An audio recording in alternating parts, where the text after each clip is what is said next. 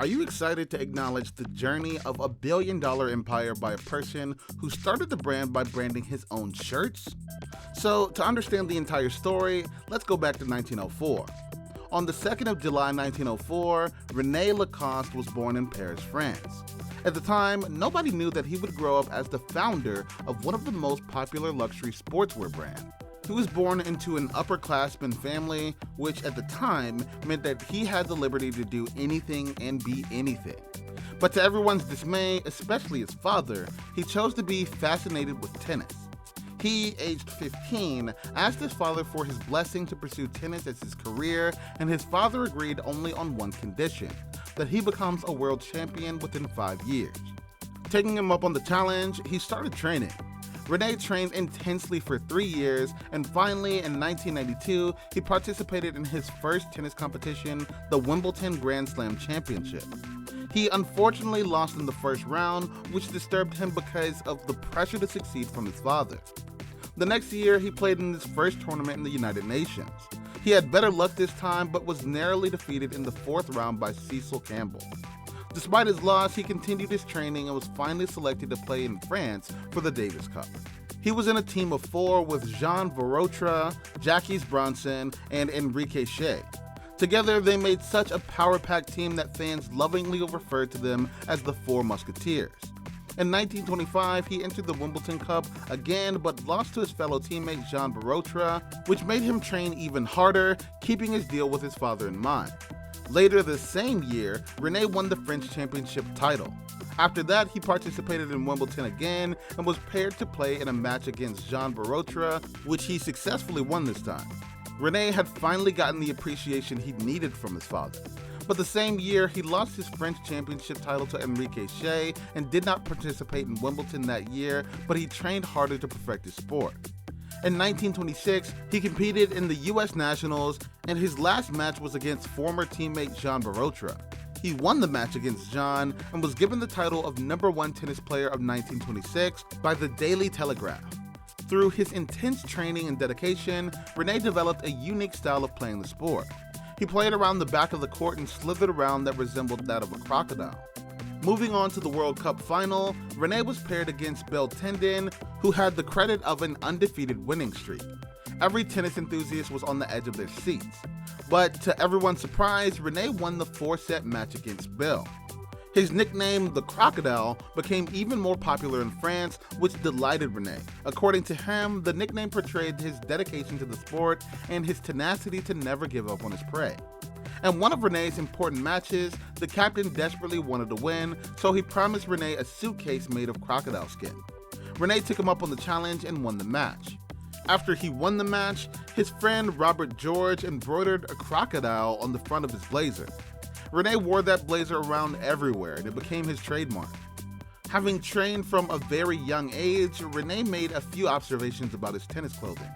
His observation was very valid. According to him, playing in a long-sleeve button-up shirt was difficult and did not enhance the player's flexibility.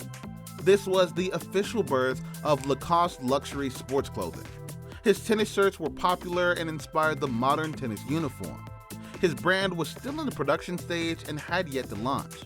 In 1933, Rene asked the owner of the largest knitwear manufacturing firm in France, André Gillier, to embroider the Lacoste logo on the front of his shirt, which he then wore to his next game while more t-shirts were being made. This attempt at marketing was successful. His brand was then coined as La Société Chimiste Lacoste. Rene became the company's brand ambassador and gained his firm immense popularity. His short-sleeved knit sports shirt made headlines because of its comfortable nature. Even with the popularity, Rene needed help to get the license to sell in the United Nations under the name Lacoste. In 1950, Lacoste started a partnership with a corporation in the United Nations called IZOD. This gave birth to the sub-brand IZOD Lacoste, which produced Lacoste branded clothing. Initially, they manufactured only white-colored clothes, but from 1950, after their partnership with IZOD, they also started being manufactured in other colors. By 1970, Lacoste had begun to gain full-fledged popularity in the States. They were one of many sportswear in the market. Then, 7 years later, a brand called Le Tigre came to compete with them. But by that time, Lacoste had created a big hype and no other company was a worthy competitor. Other brands started creating shirts of the same comfort level and design as Lacoste, which caused the brand's popularity to rise even more. Although Rene was the first to found the Lacoste brand, he attributed its success to not choosing a friendly animal as his logo. Even after Rene retired from tennis in 1932, he made unique and comfortable sportswear. In the 1960s, he invented the revolutionary steel racket, which was used by Jimmy Connors and other famous players. In 1966, Rene's son, Bernard Lacoste, took over the Lacoste brand, but people started addressing the brand between the 1970s and 1980s as just IZOD. Despite that, the partnership remained profitable until IZOD and their parent company, Crystal Brands Incorporated, drowned in debts and decided to separate IZOD and Lacoste to pay it off.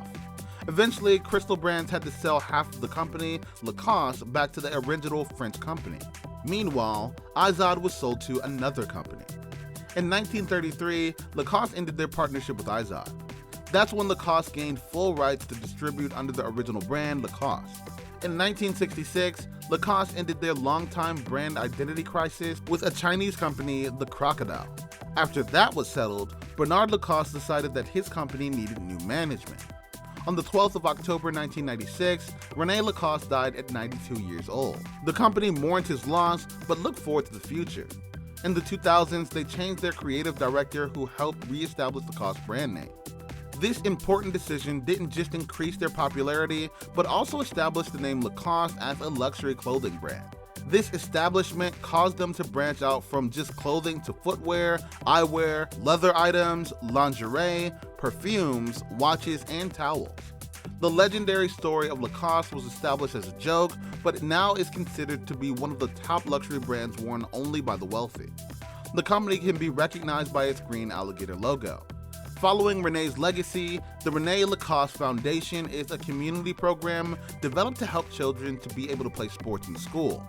In March 2016, the company opened a new flagship store on Fashion Street in Budapest. In 2017, tennis player Novak Djokovic was named brand ambassador in the new crocodile next to Rene Lacoste for Lacoste. This obligation included a 5-year contract as well as multiple appearances and advertising campaigns and was extended by 3 years.